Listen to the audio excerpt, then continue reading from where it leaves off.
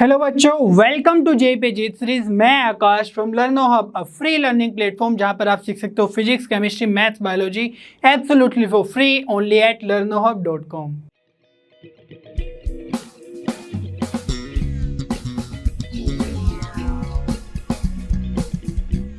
बच्चों, आज हम जेई सीरीज में स्टार्ट करने वाले हैं डिटर्मिनेंट्स चैप्टर, और ये चैप्टर बहुत ज़्यादा इंपॉर्टेंट है। और ये मैट्रिसेस चैप्टर जो लास्ट चैप्टर था उसी के कंटिन्यूएशन में है, तो मैट्रिसेस चैप्टर आपके लिए बहुत ज़्यादा इंपॉर्टेंट है। उसके सारे के सारे लेक्चर्स देख लो, तभी आपको डिटर्मिनेंट में चीज़ें समझ में आएगी, अच्छे समझ में आएगी। और दोनों मैट्रिसेस और डिटर्मिनेंट को यूज़ करके एग्जाम में क्वेश्चंस पूछे जाते हैं। 3 to 4 क्वेश्चन जी एडवांस में पूछ लिए जाते हैं, तो ये एग्जाम के पर्सपेक्टिव से बहुत ही ज़्यादा इंपॉर्टेंट होने वाला है। बस आपको मैट्रिसेस चैप्टर देखने के बाद हमारे साथ बने रहना है। सारे के सारे कॉन्सेप्ट्स और क्वेश्चंस होंगे बहुत crystal clear. Are you ready? चलिए स्टार्ट करते हैं।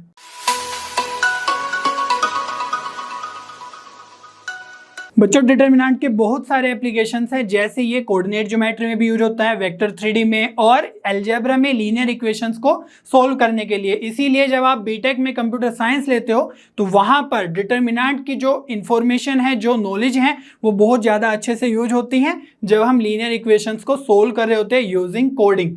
तो इसीलिए इसको समझना जरूरी है। आइए देखते हैं कि लीनियर इक्वेशंस के थ्रू हम कैसे डिटर्मिनेंट के आइडिया को जनरेट करते हैं। ठीक है, तो हमारे पास 2 होमोजीनियस लीनियर इक्वेशंस है। यहां पर है ax plus B Y equal to 0, C X plus D Y equal to 0। तो यहां से मैं क्या ऐसे लिख सकता हूं, ax equal to minus B Y, yes बिल्कुल लिख सकता हूं। और C X plus D Y को लिख सकता हूं C X equal to minus D Y. और यहां से अगर मैं y बाई एक्स ऊपर नीचे से कैलकुलेट करने की कोशिश करूं तो यह आएगा y by X equal to X उधर जाएगा और b इधर, तो माइनस a बाई बी। और नीचे से क्या आ जाएगा, y by X equals to, यहां पर आ जाएगा x उधर माइनस डी इधर, तो माइनस सी बाई डी। ठीक है, अब यहां से y बाई एक्स की जो वैल्यूज हैं उनको मैं ऐसे लिख सकता हूं, minus A by B equals to Y by X equals to minus C by D. और यहां से अगर मैं कंक्लूड करूं तो अगर इन दोनों को इक्वेट कर दूं, ठीक है, तो minus A by B equals to आ जाएगा माइनस सी बाई डी। और क्रॉस मल्टीप्लाई करेंगे, माइनस से माइनस तो कैंसिल ही हो जाएगा, और अगर क्रॉस मल्टीप्लाई करेंगे तो यह आ जाएगा A D equals to B C, और बी सी को इधर ले आएंगे तो A D minus B C equals to 0। ठीक है, अब इसको आपको ध्यान से देखना है। तो यहाँ पर जो A D minus B C है, इसको हम रिप्रेजेंट करते हैं डिटर्मिनेंट की हेल्प से। कैसे? तो A D minus B C को हम रिप्रेजेंट करते हैं कुछ इस तरीके से, वर्टिकल ये डंडे लगाकर, और यहां पर आ जाएगा ए बी सी और डी। ठीक है, तो यहां पर अगर आप ध्यान से देखो तो सारे के सारे एलिमेंट्स लिखे हुए हैं, और हम कैसे देखते हैं कि ए डी की मल्टीप्लाई डी से करेंगे माइनस सी की मल्टीप्लाई बी से करेंगे, तो हमारे पास आ जाएगा A D minus B C. तो इस तरीके से जो ये बना है वर्टिकल डंडों के बीच में, कॉलम के बीच में, है ना, तो यहाँ पर जो ये एलिमेंट्स हैं ए बी सी डी कुछ मैट्रिसेस टाइप का ही दिख रहा है।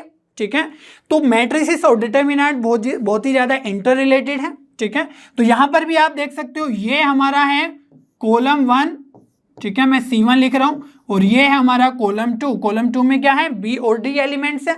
कॉलम 1 के अंदर है A और C एलिमेंट्स। और यहां पर भी अगर आप देखो ध्यान से तो रो 1 इसको बोलेंगे और इसको बोल देंगे हम रो 2। ठीक है, रो 1 और रो 2। तो यहां पर भी मैट्रिसेस के तरीके से ही हमारे पास रोज और कॉलम्स होते हैं। और अगर आप ध्यान से देखो 2 रोज हैं और 2 कॉलम्स हैं, तो इसको बोलेंगे हम कि इस डिटर्मिनेंट का जो ऑर्डर है वो कितना है, 2 क्रॉस 2। और क्योंकि यहां पर ये स्क्वायर मैट्रिक्स है, तो इसीलिए अगर हम स्क्वायर मैट्रिक्स की तरीके से दिख रहा है ये डिटर्मिनेंट, तो अगर हम ऐसे बोल दें कि ऑर्डर 2 है सिर्फ, है ना, तो भी काम हमारा चल जाएगा। क्योंकि जब हमने मैट्रिक्स सीखा था स्क्वायर मैट्रिक्स, तो उसमें हमें पता है कि रोज और कॉलम सेम ही रहते हैं, तो वहां पर हमने बोल दिया था कि ऑर्डर 2 की मैट्रिक्स है, तो उसमें 2 रोज 2 कॉलम्स होंगे। उसी तरीके से यहाँ पर जो डिटर्मिनेंट है इसमें हमारे 2 रोज है 2 कॉलम्स है। ठीक है। तो यहाँ पर एक ध्यान देने वाली बात है कि जब भी हम डिटर्मिनेंट को डिफाइन करते हैं वो हम एक स्क्वायर मैट्रिक्स के लिए ही करते हैं, ठीक है। तो स्क्वायर मैट्रिक्स में क्या आता है, अगर इसी का हम मैट्रिक्स लिखना चाहें तो कैसे लिखेंगे, हम सिंपली इस तरीके के, है ना, ये बना देंगे और ये आ जाएगा ABCD। और अगर इसी मैट्रिक्स को हमें डिटर्मिनेंट के फॉर्म में लिखना हो तो बस वर्टिकली हमें बनाना है, इसका भी क्या है, ऑर्डर 2 क्रॉस 2, ठीक है। और अगर आप इस मैट्रिक्स को ध्यान से देखो तो ABCD क्या है, ये x और y के कोफिशिएंट्स ही है, ठीक है। तो फर्स्ट इक्वेशन में अगर आप देखो तो x का कोफिशिएंट A है, y का B है, सेकंड इक्वेशन में x का कोफिशिएंट C है, y का कोफिशिएंट D है, ठीक है। तो इन्हीं कोफिशिएंट्स को हमने एक मैट्रिक्स के फॉर्म में लिख दिया और उसी को अगर हम डिटर्मिनेंट के फॉर्म में लिखेंगे तो ऐसे लिखेंगे। और ये डिटर्मिनेंट हम लिख रहे हैं वो कहाँ से, AD माइनस BC। जो AD और BC है ये तो सब कोई कांस्टेंट नंबर्स ही है, ठीक है। तो इन कांस्टेंट नंबर को अगर हम कैलकुलेट करेंगे कुछ एक वैल्यू आएगा, ठीक है। तो वैल्यू को ही हम, जो डिटर्मिनेंट है और हर एक डिटर्मिनेंट की हम एक वैल्यू फाइंड आउट कर सकते हैं। और जो मैट्रिक्स है उसकी वैल्यू कोई ऐसे नहीं फाइंड आउट करते हैं, वो सिर्फ एक रेक्टेंगुलर अरेंजमेंट है, ठीक है, यहाँ पर एलिमेंट्स का। अगर हम इन इक्वेशन को और डिफरेंट वे में देखना चाहे तो कैसे देखेंगे, हम इसको लिख सकते हैं कुछ इस तरीके से ABCD। ये क्या है हमारा A मैट्रिक्स, ठीक है, यहाँ पर। और अगर इसमें मैं एक मैट्रिक्स की और मल्टीप्लाई कर दूं विच इज XY, ठीक है, और इसको मैं मैट्रिक्स बोल देता हूं X, ठीक है। अभी थोड़ा ध्यान से देखो क्या आ रहा है। और इक्वल टू में अगर मैं एक नल मैट्रिक्स लिख दूं, है ना, तो यहां पर नल मैट्रिक्स में क्या है, दोनों के दोनों 0 0 एलिमेंट्स, ठीक है। तो ये जो मैट्रिक्स है ये है हमारी 2 क्रॉस 2 ऑर्डर की, ये है हमारी 2 क्रॉस 1 ऑर्डर की, और ये भी हमारी 2 क्रॉस 1 ऑर्डर की, ठीक है। तो यहां पर इसको मैं बोल देता हूं O, क्योंकि पता ही है कि जो नल मैट्रिक्स है वो O से रिप्रेजेंट होती है, AX इक्वल्स टू O।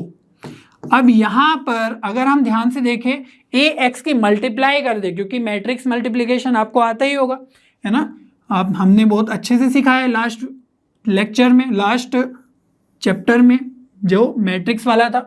तो फर्स्ट रो की मल्टीप्लाई अगर फर्स्ट कॉलम से करेंगे तो यहाँ पर हमारे पास आ जाएगा फर्स्ट एलिमेंट।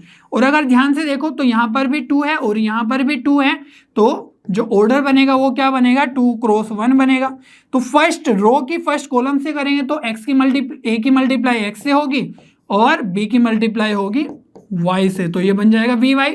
और CD की मल्टीप्लाई, है ना, सेकेंड रो की मल्टीप्लाई अगर इस कॉलम से करेंगे तो हमें सेकेंड एलिमेंट मिल जाएगा, तो यहाँ पर आ जाएगा CX प्लस DY। क्लियर हो रही है बात। और इक्वल टू में तो क्या है, ये नल मैट्रिक्स ही है। अगर आप ध्यान से देखो और आपको कंसेप्ट याद हो तो जब हमने बताया था कि इक्वल मैट्रिसेस का कंसेप्ट, तो यहाँ पर ये दोनों के दोनों इक्वल मैट्रिसेस हैं, तो हमने बोला था कि ऑर्डर सेम होना चाहिए और उनके कोरस्पोंडिंग एलिमेंट्स भी इक्वल होने चाहिए। तो यहाँ से हम लिख सकते हैं AX plus BY equals to 0 और यहाँ से हम लिख सकते हैं CX plus DY equals to 0, ठीक है। तो वही हमारी 2 लीनियर इक्वेशंस यहाँ पर जनरल मिल रही हैं, जहाँ से हमने, है ना, स्टार्ट किया था ये डिस्कशन। और यहाँ से अगर आप अपोजिट देखते जाए तो कुछ इस तरीके से आप रिप्रेजेंट कर पाते हो AX इक्वल्स टू O के फॉर्म में, ठीक है। तो यहाँ से जरूरी नहीं है कि ये जो 0 0 है हमेशा 0 0 ही रहे, है ना, ये तो सिर्फ होमोजीनियस लीनियर इक्वेशंस के लिए है। यहाँ पर कुछ और कांस्टेंट भी हो सकते हैं।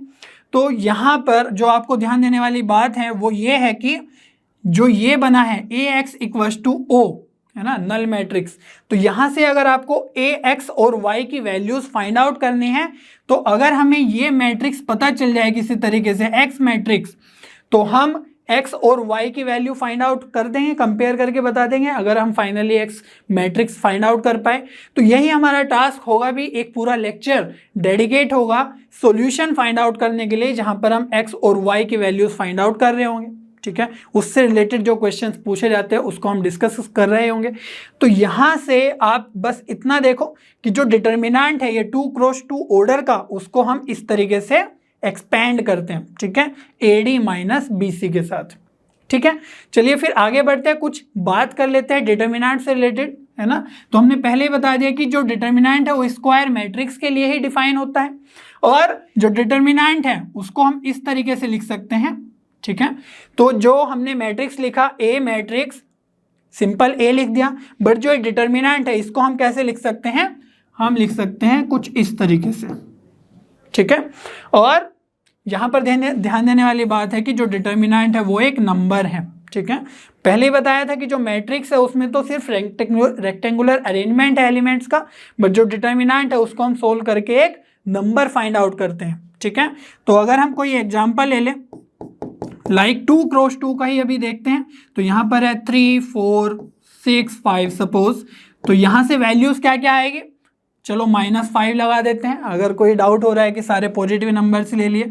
तो कैसे करना है हमें इसका एक्सपेंशन, 3 की मल्टीप्लाई करेंगे -5 में, ठीक है। तो 3 - 5 ये हो गया, और माइनस करेंगे 6 × 4, -6 × 4, ठीक है। तो यही हमारा एक्सपेंशन हो जाएगा, यही हमारा वैल्यू आएगा, कैलकुलेट हो गया। तो ये आ जाएगा -15 और ये है हमारा -24, तो ये आ जाएगा फाइनली -39, ठीक है। तो इस तरीके से हम 2 क्रॉस 2 ऑर्डर के डिटर्मिनेंट का वैल्यू फाइंड आउट करते हैं। और अगर हमें हायर डिटर्मिनेंट्स के लिए जाना है तो वहां पर हमें माइनर्स और कोफैक्टर्स की जरूरत पड़ती है, ठीक है। तो माइनर और कोफैक्टर क्या है, कोई भी अगर एक डिटर्मिनेंट है, ठीक है, और उसके जो भी एलिमेंट्स हैं, जैसे मैट्रिक्स में हम लिखते थे A11 A12 A13, तो इस तरीके से यहाँ पर भी चलने वाला है।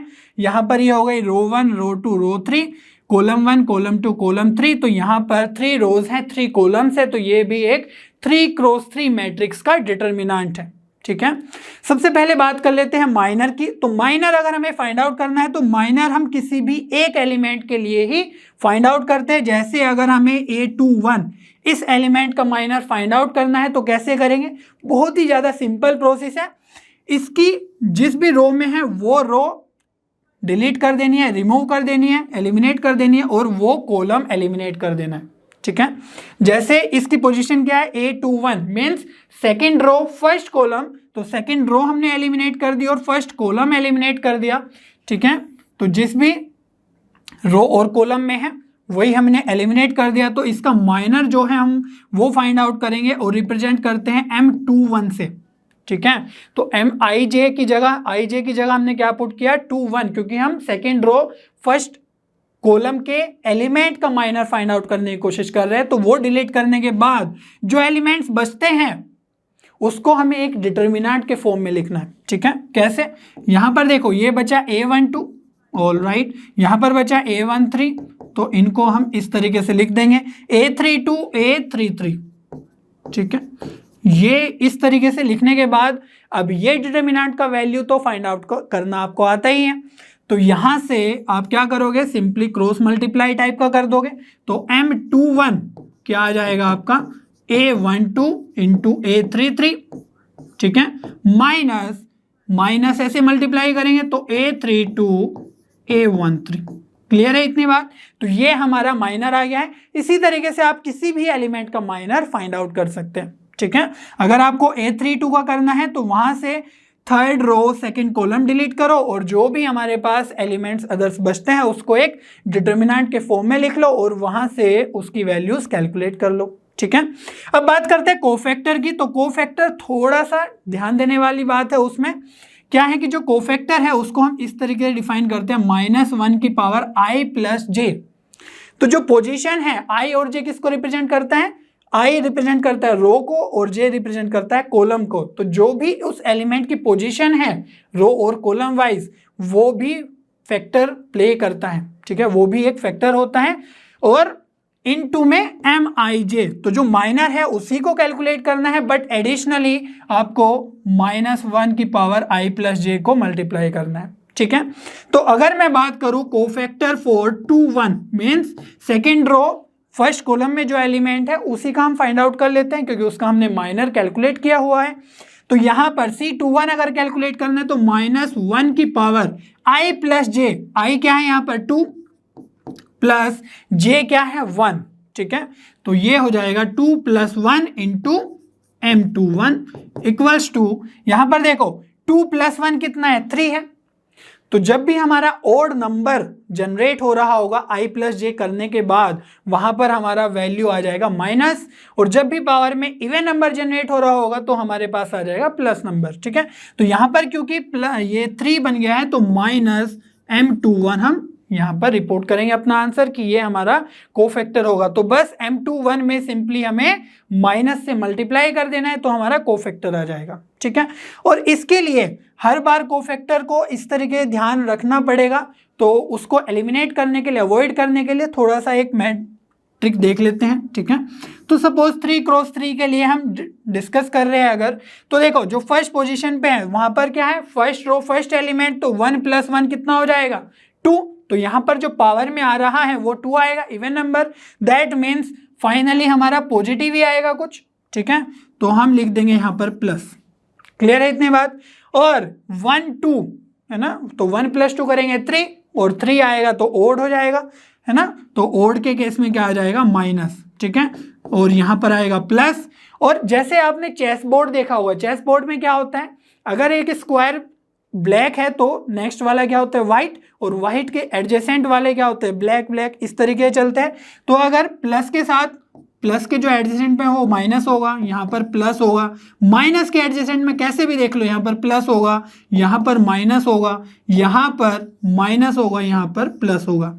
तो प्लस के साथ माइनस, प्लस के साथ माइनस, है ना, जैसे भी देखो जो नेक्स्ट वाला है अगर कोई प्लस है तो उसके साइन में माइनस आएगा, और अगर माइनस है तो प्लस आएगा। और जो रिजल्ट है वो तो यहाँ से भी आप देख ही सकते हो कि 3 + 2 अगर करेंगे तो हमारा क्या आएगा 5, ओड नंबर, तो ओड के केस में माइनस जनरेट हो जाएगा जब हम कोफैक्टर लिखने की कोशिश करेंगे। ठीक है, तो ये बहुत ही हेल्पफुल होने वाला है जब हम डिटर्मिनेंट्स को एक्सपेंड करते हैं, वहां पर देखना कि कौन सा साइन हमें लेना है, माइनस या प्लस। ठीक है, अब बात कर लेते हैं कि डिटर्मिनेंट अगर 3 क्रॉस 3 का है तो हम कैसे उसको एक्सपेंड करेंगे। उससे पहले एक छोटा सा एग्जांपल देख लेते हैं। यहां पर है कि फाइंड करना है M32 MC32, तो 32 का मीनिंग क्या है, थर्ड रो सेकंड कॉलम। ठीक है, तो थर्ड रो सेकंड कॉलम में हमारा एलिमेंट आ रहा है 2, इसका हमें माइनर और कोफैक्टर फाइंड आउट करना है। कितना आसान है, अब जो हम यहां से देख के आए हैं रिजल्ट्स, तो M32 अगर हमें फाइंड आउट करना है उसके लिए क्या करेंगे, हम थर्ड रो और सेकंड कॉलम को एलिमिनेट कर देंगे, है ना, उसकी तरफ देखेंगे ही नहीं। तो क्या आएगा M32, डिटर्मिनेंट के अंदर एलिमेंट्स आ जाएंगे 7 -5 8 और 1। ठीक है, जो भी एलिमिनेट नहीं हुआ है, और यहां से हम वैल्यू कैसे फाइंड आउट करेंगे, 7 1 और 8 -5, तो 7 × 1 हो जाएगा, और माइनस करेंगे 8 ऑफ -5। ठीक है, तो क्या बन जाएगा 7 × 1 7 माइनस, अब देखो ये आएगा अंदर से -40, तो ये बन जाएगा +40 और इक्वल टू में आ जाएगा 47। ठीक है, अब कोफैक्टर निकालना इससे भी ज़्यादा आसान है अगर हमने माइनर कैलकुलेट कर लिया। क्यों, क्योंकि हमें बस ये देखना है कि ये कौन सी पोजीशन पे है। ठीक है, तो कौन सी पोजीशन पे, माइनस वाले साइन के साथ है। ठीक है, और वैसे भी देख सकते हो third row second position means हम लिखेंगे -1 की पावर 3 + 2, है ना, जिस भी पोजीशन पे है उसी को पावर में डाल दो, 3 + 2 और M32। ऑल राइट, तो यहां पर आ जाएगा -1 की पावर 5 जो कि ओड नंबर है, वैसे ही हमने देख लिया था। तो -32 और M32 क्या आ गया है 47, तो फाइनली कोफैक्टर आ जाएगा -47। ठीक है, अब बढ़ते हैं डिटर्मिनेंट फॉर थर्ड ऑर्डर। तो यहां पर हमारे पास एक मैट्रिक्स है, ठीक है, और उसका हमें डिटर्मिनेंट इस तरीके से प्रेजेंट करना है, तो हमें वैल्यू फाइंड आउट करनी है कि डिटर्मिनेंट ऑफ ए क्या आने वाला है। तो डिटर्मिनेंट की अगर वैल्यू फाइंड आउट करनी है तो सिंपल सा मेथड है, सिंपल सा प्रोसेस है कि किसी भी रो या किसी भी कॉलम के एलिमेंट्स को उसके करस्पॉन्डिंग कोफैक्टर के साथ मल्टीप्लाई कर दो। ठीक है, क्या करना है, किसी भी रो या किसी कॉलम को अगर हम उसके कोफैक्टर के साथ मल्टीप्लाई करें तो हमें डिटर्मिनेंट का वैल्यू मिल जाता है। ठीक है, तो जैसे अगर हमें डिटर्मिनेंट का वैल्यू यहाँ पर फाइंड आउट करना है तो क्या आएगा, जैसे फर्स्ट रो के साथ अगर मैं मल्टीप्लाई करूं, ठीक है, तो फर्स्ट रो के एलिमेंट्स क्या क्या है, A11 A12 A13। ठीक है, तो इसमें हम मल्टीप्लाई करेंगे कोफैक्टर ऑफ 1 1 मीन्स इसी का कोफैक्टर मल्टीप्लाई करना है। ठीक है, add with cofactor of 1 2, add with cofactor of 1 3। ठीक है, तो फर्स्ट रो में जो भी एलिमेंट्स है उसके कोफैक्टर के साथ मल्टीप्लाई करके ऐड कर देना है, यही हमारा फाइनल आंसर हो जाएगा। ठीक है, अब बस कोफैक्टर तो आपको कैलकुलेट करना आता ही है, कैसे करते हैं। अब यहाँ पर अगर इसको माइनर्स के फॉर्म में हम कैलकुलेट करना चाहे तो कैसे करेंगे। हमें पता है कि जो कोफैक्टर है और माइनर है उसमें बहुत ज़्यादा डिफरेंस नहीं है, सिर्फ माइनस या प्लस साइन का ही डिफरेंस आता है। तो हम ये चेक कर लेंगे कि कहाँ पर जो हमारा माइनर है, सॉरी जो कोफैक्टर है वो नेगेटिव ऑफ माइनर आएगा और पॉजिटिव ऑफ माइनर आएगा।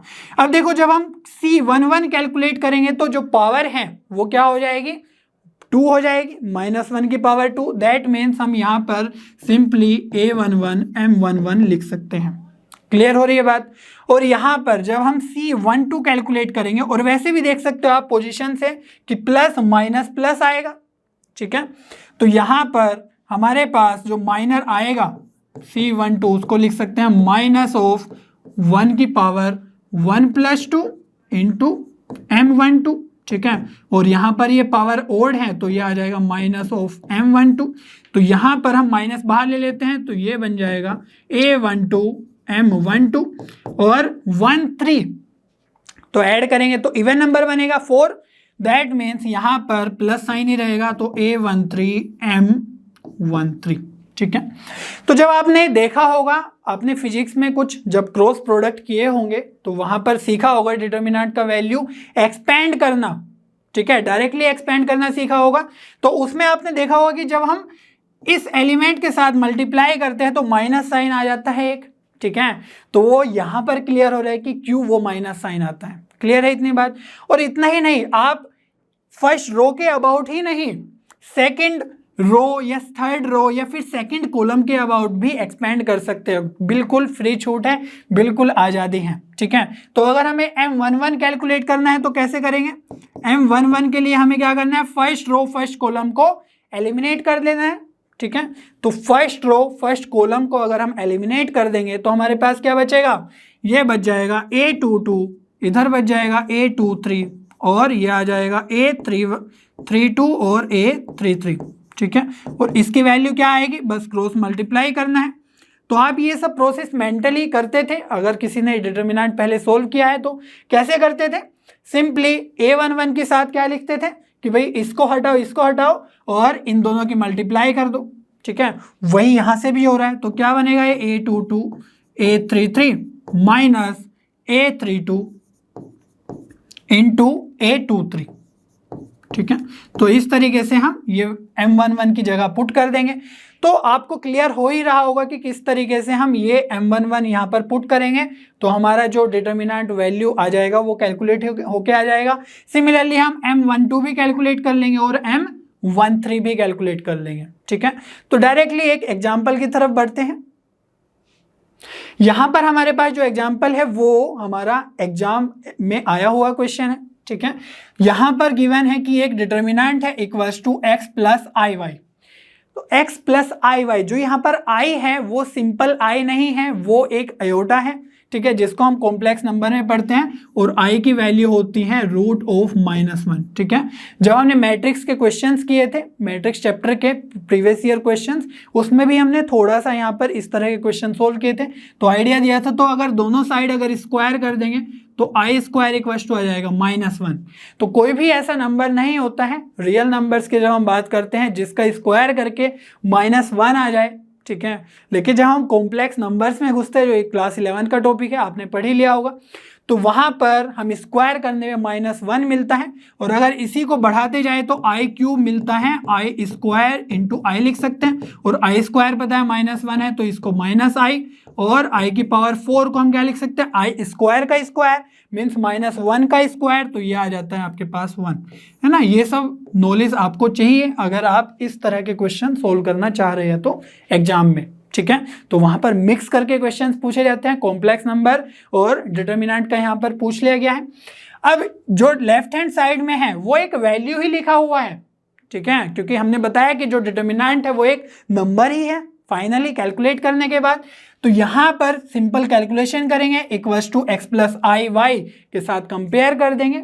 ठीक है, तो हमारी x और y की वैल्यूज जो ऑप्शन में पूछी गई है वो हम सही आंसर बता पाएंगे। ठीक है, तो चलिए करते हैं।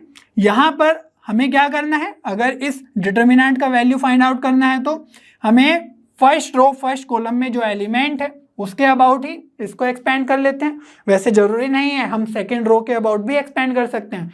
जब हम आगे क्वेश्चन सोल्व करेंगे तो वहां पर देखेंगे कि हम देखते हैं कि किस रो के अबाउट या किस कॉलम के अबाउट एक्सपेंड करके हमें ज़्यादा बेनिफिट होगा। जहां पर जीरोज होंगी, है ना, जहां पर ज़्यादा एलिमेंट एज जीरोज होंगे वहां पर वैल्यूज जीरो हो ही जाएगी। तो उस केस में हम चेक करेंगे किस रो या किस कॉलम के अबाउट हम एक्सपेंड करें। बट यहाँ पर सभी जगह कुछ ना कुछ एलिमेंट्स हैं ही, तो हम फर्स्ट रो के अराउंड ही इसको एक्सपेंड कर लेते हैं। यहाँ पर है 6i, ठीक है, तो ये तो क्या है हमारा a11 और फिर हमें क्या लिखना है m11। m11 कैसे लिखेंगे, फर्स्ट रो फर्स्ट कॉलम को मेंटली आप एलिमिनेट कर दो, ठीक है। तो क्या क्या बचा 3i - 1 3 और i, और इसकी भी कैलकुलेशन कैसे करेंगे, क्रॉस मल्टीप्लाई कर देंगे, 3i की 3i से होगी तो ये बन जाएगा 3i² और माइनस ऑफ, हमने बताया कि माइनस आता है बीच में, माइनस ऑफ 3 × -1, ठीक है, तो ये फाइनली बन जाएगा आपका +3। क्लियर हो रही है बात। और जब हम सेकंड एलिमेंट के लिए लिखते हैं, है ना, a12 के लिए, तो बीच में माइनस आता है, तो वो ऑलरेडी क्लियर कर चुके हैं क्यों आता है, तो माइनस ऑफ -3i, है ना, ये -3i इसी के अंदर है। तो अब मेंटली क्या करना है, सेकंड कॉलम, है ना, और फर्स्ट रो को एलिमिनेट कर दो, तो यहाँ पर बचेगा 4 - 1 और 20i। तो इसको कैलकुलेट करने के लिए क्या करेंगे, 4 की मल्टीप्लाई होगी i के साथ, तो 4i माइनस ऑफ -20, ठीक है, 20 की मल्टीप्लाई -1 से होगी तो ये बन जाएगा +20 अल्टीमेटली। क्लियर हो रही है इतनी बात। अब हमें 1 के अराउंड करना है ना, a13, तो यहां पर हम क्या करेंगे, 1 लिखकर सिंपली थर्ड रो और फर्स्ट कॉलम को मेंटली एलिमिनेट कर देंगे। तो क्या बचेगा हमारे पास, ये और ये एलिमिनेट करने के बाद 4 की मल्टीप्लाई होगी 3 के साथ, तो ये आ जाएगा 12, और 20 की मल्टीप्लाई होगी 3i के साथ, बट बीच में आएगा माइनस, तो ये आ जाएगा 60i। क्लियर है इतनी बात। ये क्या है, आया है हमारा लेफ्ट हैंड साइड में जो लिखा हुआ है, और इसके इक्वल में क्या है x + iy, तो इसको भी लिख देते हैं इक्वल्स टू x + iy, क्योंकि तभी तो हम कंपेयर करके वैल्यू फाइंड आउट करेंगे। तो यहां से अब देखो जो ये i² है, i² की वैल्यू क्या है, हमने बताया -1 है, तो यहां पर -1 से मल्टीप्लाई होगी तो ये आ जाएगा 6i - 3 + 3, तो अल्टीमेटली तो ये हमारा 0 ही बन गया है, ठीक है, ऐड करके 0 बन जाएगा। और यहां से माइनस और माइनस है तो ये बन जाएगा +3i, और यहाँ पर है सिंपली 4i + 20, इसको ऐसे लिख लेते हैं, और यहाँ पर है 1 × 12 - 60i equals to x + iy। Clear है इतनी बात। अब इनको ओपन कर लेते हैं, आसानी से कर लेंगे। तो 3i की मल्टीप्लाई अंदर करेंगे तो यह आ जाएगा 12i², और यहाँ पर 3i की मल्टीप्लाई 20 से करेंगे तो 60i + 12 - 60i, क्योंकि ये तो 1 ही है, इक्वल्स टू x + iy। अब अगर आप ध्यान से देखो तो ये बन रहा है हमारा 60i, ये है -60i, तो ये भी हमारा एलिमिनेट हो जाएगा, और ये है 12 और ये है 12i², और बताया मैंने कि i² की वैल्यू क्या होती है -1। यस, तो -1 की मल्टीप्लाई करेंगे तो ये हो जाएगा -12, ये है हमारा +12, लेफ्ट हैंड साइड में तो यही है बस, और इधर है x + iy, और ये भी हमारा कैंसिल, तो हम क्या लिख सकते हैं x + iy इक्वल्स टू 0। ठीक है। अब अगर किसी ने कॉम्प्लेक्स नंबर नहीं पढ़ा है तो इसको हम इस तरीके से लिख सकते हैं ना, 0 + 0i। ठीक है, तो 0 + 0i का मीनिंग क्या हुआ कि जब हम कॉम्प्लेक्स नंबर को कंपेयर करते हैं, ठीक है, तो थोड़ा सा यहाँ पर मैं बता देता हूँ कि जो x है वो हम 0 के साथ कंपेयर करेंगे, और जो y के साथ लिखा हुआ है वो y के साथ, है ना, i के साथ लिखा हुआ है उसको i के साथ वाले से कंपेयर करेंगे। ठीक है, तो पूरा का पूरा अलजेब्रा होता है कॉम्प्लेक्स नंबर के अंदर, वहाँ पर ये सब आप बहुत अच्छे से सीखने वाले हो। यहाँ पर जो आंसर आने वाला है वो x की वैल्यू आ जाएगी 0, और i के साथ भी 0 है तो y की वैल्यू भी आ जाएगी 0। ठीक है, तो यहाँ पर आप डी ऑप्शन बिल्कुल करेक्ट कर दोगे। क्लियर है इतनी बात। यहाँ पर डिटर्मिनेंट और कॉम्प्लेक्स नंबर का सॉल्यूशन हो गया है। दोनों कॉन्सेप्ट्स को मिक्स करके एक क्वेश्चन पूछ लिया जाता है एग्जाम में। बच्चों डिटर्मिनेंट तो अच्छे से सीख लिया है, अब कुछ प्रॉपर्टीज भी सीख लेते हैं जो हमारे पूरे के पूरे चैप्टर के दौरान बहुत ही ज़्यादा हेल्पफुल यूजफुल होने वाली है हमारे लिए। तो यहाँ पर जो सबसे पहली प्रॉपर्टी है वो ये है कि अगर किसी भी रो या किसी कॉलम में जीरोज हो, सारे के सारे एलिमेंट्स एज जीरोज हो, तो वहां पर जो डिटर्मिनेंट की वैल्यू आती है फाइनली कैलकुलेट करके वो भी एक जीरो ही आती है। कैसे? फर्स्ट रो में यहाँ पर आप देख सकते हो कि सारे के सारे जीरोज हैं, ठीक है। तो अगर हम फर्स्ट रो के अराउंड कैलकुलेट करेंगे, एक्सपेंड करेंगे इस डिटर्मिनेंट को, तो वहां पर क्या होगा? आपको याद ही होगा कि जब हम एक्सपेंड करते हैं तो a11, a12, a13 लिखते हैं मल्टीप्लाई में, है ना। और वहां पर अगर ये वैल्यूज ही जीरो है तो पूरे के पूरे डिटर्मिनेंट की वैल्यू ही क्या हो जाएगी? जीरो, ठीक है। तो यहाँ पर कुछ अलग से नहीं है ऐसे, यहाँ पर बस क्या करना है, जीरो इंटू, अगर आपको लिखना ही है पूरा तो क्या करेंगे, ये और ये कैंसिल, तो ये आ जाएगा इस तरीके से।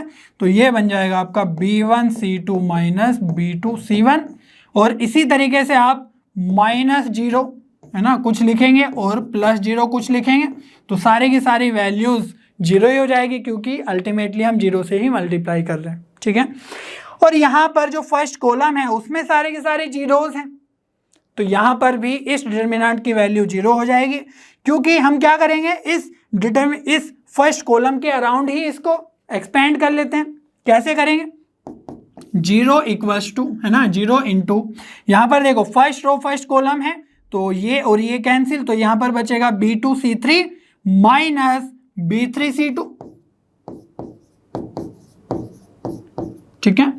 और फिर हम इस वाले के अराउंड, ये वाली जो जीरो है ना, सेकेंड रो फर्स्ट कॉलम में जो है इसके अराउंड कर लेंगे, तो यहाँ पर आ जाएगा माइनस, क्योंकि आपको याद होगा जब हमने ये सब सीखा था माइनर और कोफैक्टर, तो प्लस माइनस प्लस रहता है फर्स्ट कॉलम के अराउंड भी, तो यहाँ पर भी हमारी वैल्यूज आ जाएंगी जीरो, और मल्टीप्लाई में कुछ रहेगा प्लस जीरो, और यहाँ पर भी मल्टीप्लाई में कुछ रहेगा, ठीक है।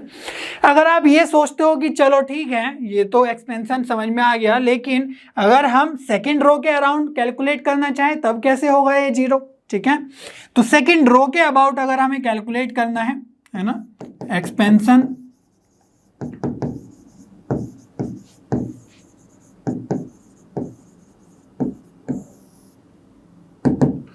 तो ध्यान से देखो वहां पर भी हमें जीरो ही मिलने वाला है। कैसे?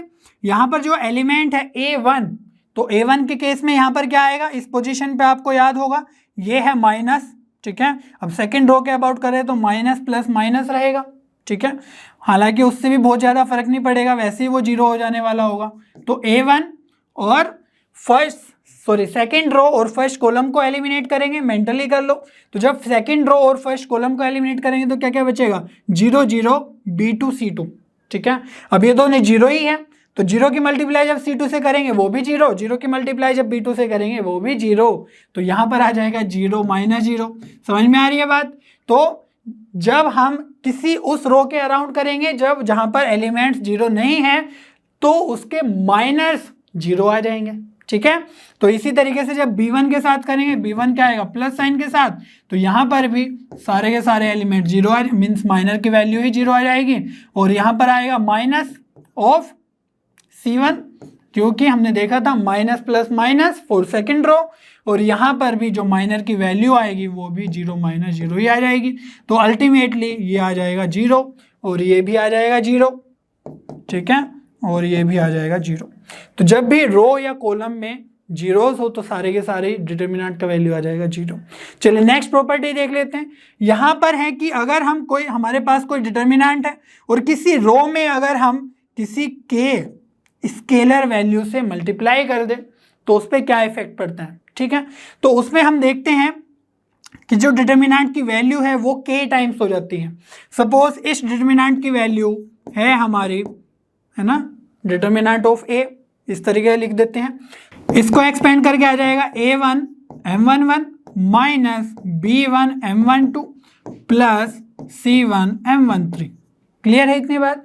तो इनकी वैल्यूज आप लिख ही सकते हो, m11 m12 m13, ठीक है, माइनस कैलकुलेट करके।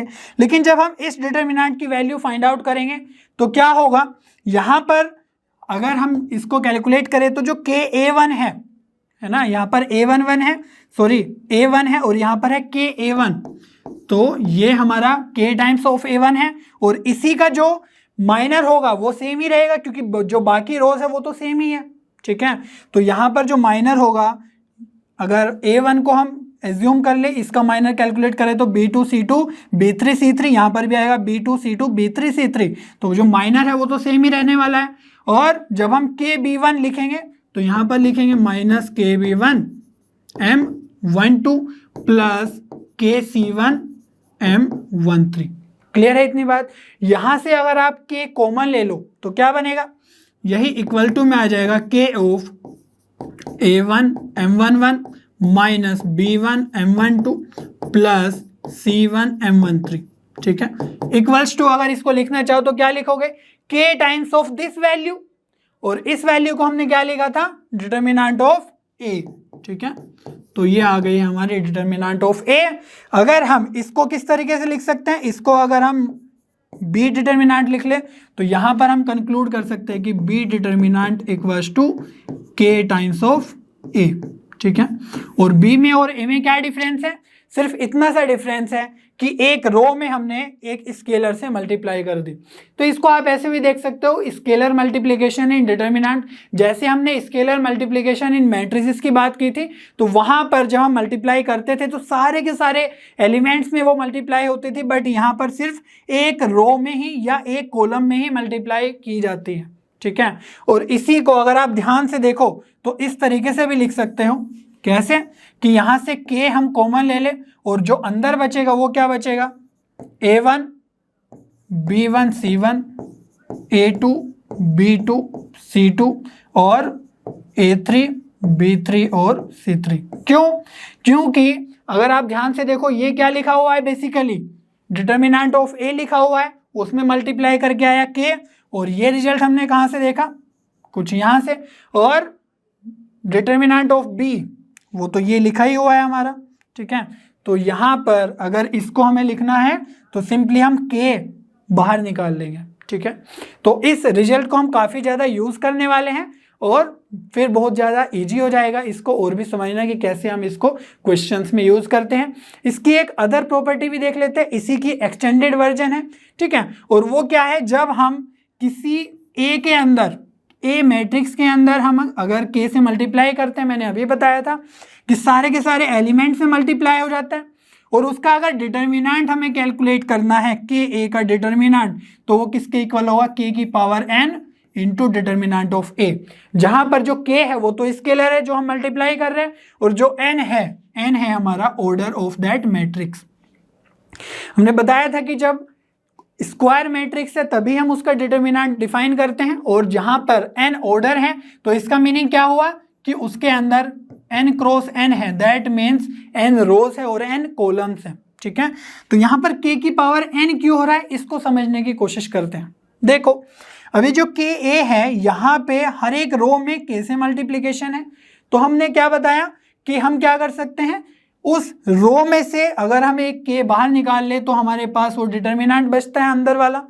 तो यहाँ से भी अगर हम फर्स्ट रो में से K बाहर निकाल ले तो क्या बनेगा, K की पावर 1 इंटू सेकेंड रो में से भी एक K बाहर निकाल लेते तो यहाँ पर भी क्या बन जाएगा, K की पावर 1 इंटू थर्ड रो में से भी एक K निकाल लेते हैं तो K की पावर 1, और मल्टीप्लाई में क्या रहेगा, जो A मैट्रिक्स है उसका डिटर्मिनेंट, ठीक है। या फिर इसी को मैं लिख देता हूँ, ये बन जाएगा आपका अंदर की side A1 B1 C1 A2 B2 C2 और A3 B3 और C3, ठीक है। तो यही हमारा वैल्यू आएगा। बस हमने क्या किया है, फर्स्ट रो फर्स्ट है ना, सेकंड रो थर्ड रो में से के हमने बाहर निकाल लिया। और जरूरी नहीं है कि सिर्फ रो में से ही निकालते हैं, हम इसको ऐसे भी तो देख सकते हैं कि हमने कॉलम में से बाहर निकाल लिया, ठीक है। फर्स्ट कॉलम में से K कॉमन आएगा तो क्या बचेगा, A1 A2 A3, second row में से K कॉमन आएगा ये वाला तो B1 B2 B3 और C1 C2 C3, इस तरीके से बनेगा। तो यहाँ पर जो वैल्यू आई वो क्या आई, आपको दिख रहा होगा, K की पावर 3, ठीक है। तो यहाँ पर हम लिख सकते हैं, अगर ये A मैट्रिक्स है तो इसको लिख सकते हैं हम K की power 3 determinant of A matrix. Clear है इतनी बात, क्योंकि ये मैट्रिक्स है तो ये इसी का डिटर्मिनेंट है। और यहाँ पर अगर आप ध्यान से देखो तो 3 क्रॉस 3 का मैट्रिक्स है ये, तो यहाँ पर भी ऑर्डर क्या बन गया हमारा k की पावर 3, ठीक है, मीन्स मल्टीप्लाई होकर k की पावर 3 बन गया है, ऑर्डर 3 था। तो ये रिजल्ट बहुत ज़्यादा यूजफुल है, इसमें क्वेश्चन भी पूछे जाते हैं, इन सभी प्रॉपर्टीज को बहुत ज़्यादा यूज किया जाता है और एग्जाम में डायरेक्टली क्वेश्चन आ जाते हैं, हम सोल्व भी करेंगे, ठीक है। नेक्स्ट प्रॉपर्टी देख लेते हैं। यहाँ पर अगर हम कोई भी जो डिटर्मिनेंट है उसके अंदर अगर हम कोई भी 2 रोज या 2 कॉलम्स को इंटरचेंज कर दे, ठीक है, रो को कॉलम नहीं बनाना है लेकिन जो 2 रोज हैं उनको आपस में इंटरचेंज कर दे, जैसे एग्जांपल में यहाँ पर देखें ABC है और सेकंड रो क्या है LMN और ये है हमारी LMN थर्ड रो में, ठीक है, और जो थर्ड रो में है वो आ गया हमारा सेकंड रो में। तो क्या होता है कि जब हम इंटरचेंज करते हैं तो उनकी जो डिटर्मिनेंट की वैल्यू आती है कैलकुलेट होके उसमें माइनस साइन आ जाता है, ठीक है, माइनस का डिफरेंस होता है। तो अगर A1 की वैल्यू हम फाइंड आउट करें, है ना, यहां पर तो क्या निकलेगी, सिंपली जो रोज है वो तो सेम ही है ना, ABC तो उससे तो फर्क पड़ने ही नहीं वाला है। तो क्या लिखेंगे, A की मल्टीप्लाई करेंगे MZ माइनस NY के साथ, ये हो गया A का माइनर, ठीक है, और अंदर आएगा माइनस B ऑफ, ये बन जाएगा हमारा LZ minus NX plus C of, यहां पर बनेगा LMXY, तो ये बन जाएगा LY माइनस MX। तो ये तो आ गई हमारी फर्स्ट वाले डिटर्मिनेंट का वैल्यू। और अगर हमने इंटरचेंज करने के बाद कैलकुलेट करने की कोशिश की तो देखते हैं क्या डिफरेंस आने वाला है। यहां पर देखो ये आ जाएगा AYN माइनस MZ, ठीक है। अगर आप A का माइनर फर्स्ट डिटर्मिनेंट में देखो तो वहां पर आया था MZ माइनस NY, ठीक है, ये क्या है M11 है, ये M12 है और ये M13 है। लेकिन जब रो चेंज करने के बाद हम निकालने की कोशिश कर रहे हैं, कैलकुलेट करने की कोशिश कर रहे हैं, तो वहां पर आ जा रहा है YN माइनस MZ, और यहाँ पर अगर आप ध्यान से देखो तो सिर्फ माइनस का डिफरेंस है, ठीक है, जो यहाँ पर माइनस साइन के साथ है वो प्लस और यहाँ पर प्लस के साथ माइनस के साथ है, ठीक है। तो जो माइनर है वो हमारा नेगेटिव बन गया, तो यहाँ से अगर माइनस हम ऑल टुगेदर कॉमन लेंगे तो वो उसी वैल्यू के इक्वल आ जाएगा, ठीक है। तो यहाँ से जल्दी से हम कैलकुलेट करके लिख देते हैं, ये आ जाएगा NX minus LZ plus C MX minus LY, ठीक है। और अगर इस A2 की वैल्यू को हम कैलकुलेट करना चाहेंगे तो यह आ जाएगा माइनस ऑफ A1, ठीक है। तो इस पे मैं ये वैल्यूज लगा देता हूँ, है ना, वर्टिकल, तो ताकि लगे कि हाँ डिटर्मिनेंट का ही वैल्यू हमने फाइंड आउट किया है। और क्या किया है, सिर्फ इंटरचेंज किया है 2 रोज और 2 कॉलम्स को। तो यहाँ पर तो रोज इंटरचेंज थी बट कॉलम्स को भी आप इस तरीके से इंटरचेंज कर सकते हैं, ठीक है। और इसको हम किस तरीके से लिखते हैं कि भाई जो रो 2 थी वो रो 3 के साथ इंटरचेंज हुई है, तो इसको आप इस तरीके से भी रिप्रेजेंट करते हैं, रो 2 हमारी रो 3 के साथ इंटरचेंज हुई है, ठीक है। सिमिलरली हम कॉलम्स को भी इंटरचेंज करते हैं, ठीक है, तो वहां पर भी माइनस साइन एक बाहर आ जाएगा, ठीक है। चलिए आगे बढ़ते हैं। और नेक्स्ट प्रॉपर्टी हमारी है कि अगर हमारे पास 2 रोज या 2 कॉलम्स मीन्स 2 रोज और 2 कॉलम्स अगर आइडेंटिकल हो या फिर प्रोपोर्शनल वैल्यूज हो उनकी, तो उस डिटर्मिनेंट की वैल्यू हो जाती है 0, ठीक है। तो आइडेंटिकल और प्रोपोर्शनल वैल्यूज के केस में जैसे यहां पर आप देखो कि जो रो 2 है और रो 3 है हमारी सेम है, बिल्कुल सेम है, ठीक है। तो इसका जब हम माइनर कैलकुलेट करने की कोशिश करेंगे, ऐसे देखो कि अगर 1 का माइनर कैलकुलेट करेंगे तो क्या आएगा, BC माइनस BC, ठीक है। तो ये तो 0 ही आ गया माइनर, ठीक है, क्योंकि दोनों के दोनों रोज सेम है। और यहां पर अगर हम 2 का कैलकुलेट करने की कोशिश करेंगे तो क्या आएगा, AC माइनस AC, तो ये भी हमारा वैल्यूज हो जाएगा 0। और जब 3 के लिए कैलकुलेट करेंगे तो ये बन जाएगा AB माइनस AB, तो ये भी आ जाएगा वैल्यूज 0, ठीक है, फाइनली 0 ही रहेगा। और इसको डिफरेंट वे में भी हम देखने की कोशिश करेंगे अभी। और अगर प्रोपोर्शनल हो तो प्रोपोर्शनल के केस में भी क्या आएगा, 1 इंटू, यहाँ पे देखो B इंटू 2C होगा और 2B माइनस C होगा, ठीक है, तो ये भी बन जाएगा 2BC माइनस 2BC, ठीक है। माइनस 2 का जब हम कैलकुलेट करेंगे तो ये बन जाएगा 2AC माइनस 2AC, और जब 3 का करेंगे तो ये बन जाएगा 2AB माइनस 2ab, ठीक है। और इसको एक डिफरेंट पर्सपेक्टिव से भी देख सकते हैं। कैसे? कि जो ये 2 है, अगर हम 2 बाहर ले लें तो क्या बनेगा? वही सेम बन जाएगा जैसे यहां पर बना हुआ था। तो जब हम प्रोपोर्शनल की बात करते हैं तो हम क्या बोलते हैं कि वहां पर एक मल्टीप्लिक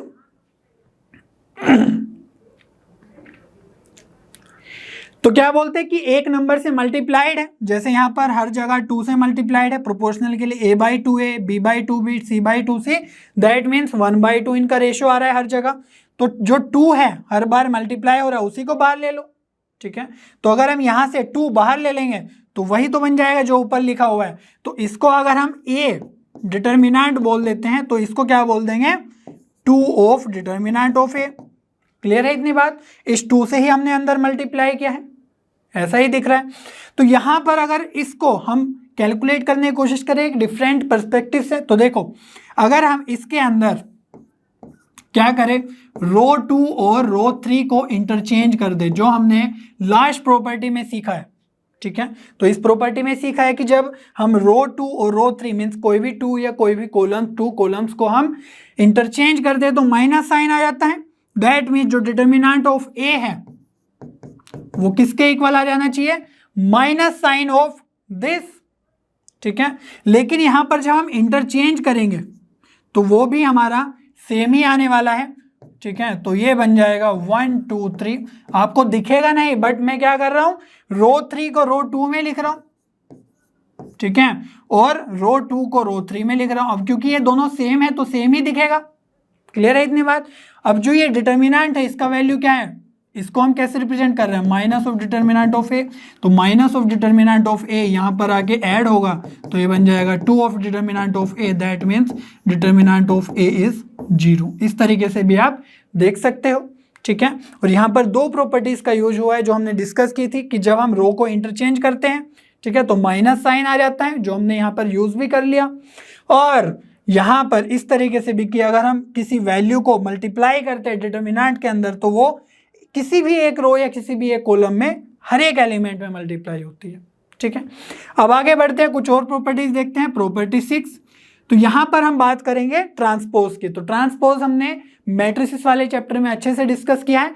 सिंपली क्या है फंडा, ट्रांसपोज के लिए आप जो भी रोज हैं उसको कॉलम्स में लिखना है और जो भी कॉलम्स हैं उसको रोज में लिखना है। एक ही बात है, इंटरचेंज करना है उनको। तो यहाँ पर क्या है, जो रोज में है A1 B1 C1 उसको हमने कॉलम में लिख दिया है, ठीक है। तो ये हमारा ट्रांसपोज ही है। तो अगर A एक मैट्रिक्स है उसका डिटर्मिनेंट इस तरीके से लिखा है तो A ट्रांसपोज का डिटर्मिनेंट कुछ इस तरीके से लिखा होगा, ठीक है। अब हम बोल रहे हैं कि जो A ट्रांसपोज का डिटर्मिनेंट है वो A के डिटर्मिनेंट के इक्वल ही है, ठीक है। इस बात को ध्यान से देखो, और ये प्रॉपर्टी बहुत ज्यादा यूज होती है क्वेश्चंस में, ठीक है। तो ट्रांसपोज का डिटर्मिनेंट हो या A का डिटर्मिनेंट हो सेम ही होने वाला है। क्यों? क्योंकि ऐसे सोचो कि पहले हम A1 B1 C1 के अराउंड, है ना, फर्स्ट रो के अराउंड अगर एक्सपेंड कर रहे थे तो अब हम क्या सोच सकते हैं कि हम फर्स्ट कॉलम के अराउंड एक्सपेंड कर रहे हैं। बात तो सेम ही रहने वाली है, A1 B1 C1 यहाँ पर भी है, ठीक है। तो अगर आप इसको एक्सपेंड करो फर्स्ट रो के अराउंड तो क्या बनेगा, A1 और ये बन जाएगा B2 C3 minus C2 B3, ठीक है। इस तरीके से लिखोगे। और जब यहां पर लिखोगे तो क्या बनेगा, फर्स्ट कॉलम के अराउंड, वैसे तो ये वाला एलिमेंट सेम ही है, ठीक है, यहां पर भी A1 है, यहां पर भी A1 है, तो फर्स्ट रो फर्स्ट कॉलम तो कौन कौन से बचे, B2 C3 बचा, है ना।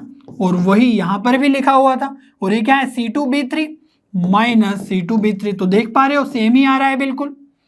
लेकिन अगर आप ध्यान से देखो यहाँ पर जो सेकंड कॉलम है B1 B2 B3 वो यहाँ पर सेकंड रो है B1 B2 B3, बट जो माइनर है उसका वो सेम ही आ रहा है, ठीक है। और जब आप आगे कैलकुलेट करोगे तो ये आ जाएगा माइनस ऑफ B1, ठीक है। तो क्या क्या बचेगा, ये फर्स्ट रो और सेकंड कॉलम कैंसिल, तो A2 C3 हो जाएगा मल्टीप्लाई और माइनस में आ जाएगा A3 C2, ठीक है।